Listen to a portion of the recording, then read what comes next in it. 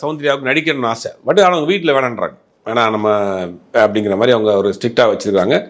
இல்லைன்னு சொல்லிட்டு ஒரு தெலுங்கு படத்தில் இன்ட்ரடியூஸ் ஆகிறாங்க. அப்புறம் கன்னட படம் தெலுங்கு படத்தில் ஆகிறாங்க. தமிழில் வந்து பொன்னுமணி இன்ட்ரடியூஸ் ஆகிறாங்க. பொன்னுமணியிலேருந்து தான் பீக்கில் போயிட்டு இருக்கப்போ தான் திடீர்னு பார்த்தா கல்யாணம் வந்து ரகு அப்படிங்கிற ஒருத்தர் திருமணம் பண்ணிட்டார், ஒரு சாஃப்ட்வேர் இன்ஜினியரை.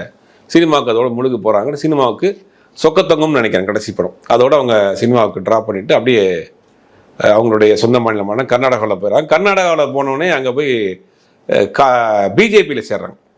பிஜேபியில் சேர்ந்து பிஜேபிக்கு அப்படியே சினிமா செலிபிரிட்டி இல்லையா, சினிமா செலிபிரிட்டிலாம் அந்த பிரச்சாரத்துக்கு பயன்படுத்துவாங்க. அந்த மாதிரி இவங்களை பிரச்சாரத்துக்கு பயன்படுத்துகிறாங்க.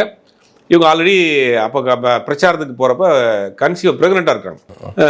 கர்ப்பிணியாக இருக்கிறதுனால என்ன பண்ணுறாங்கன்னா அங்கே இதில் ட்ராவல் பண்ண முடியாதுங்கிறதுனால இவங்களுக்கு ஒரு ஃப்ளைட்டு ஹெலிகாப்டரே அரேஞ்ச் பண்ணி கொடுக்குறாங்க. பிரச்சாரத்திற்கு ஒரு நடிகைக்கு ஹெலிகாப்டர் அரேஞ்ச் பண்ணி கொடுக்குறாங்க. அந்த ஹெலிகாப்டர்லாம் பிரச்சாரம் பண்ணிட்டு இருக்காங்க. அப்படி ஒரு இடத்துலேருந்து இன்னொரு இடத்துக்கு ஹெலிகாப்டரில் பிரச்சாரத்துக்கு போகிறப்ப தான் ஹெலிகாப்டர் விபத்து எப்படி நடந்துச்சுன்னா, மேலேலாம் வழி இல்லை, ஹெலிகாப்டர் வந்து கீழே இறங்கினோடனே லேண்டிங் கியர் வந்து அது ஒர்க் ஆகாம பண்ணாங்க. இப்படி இறங்க வேண்டிய ஹெலிகாப்டர் இப்படி தலைகீழ விழுந்துடும்.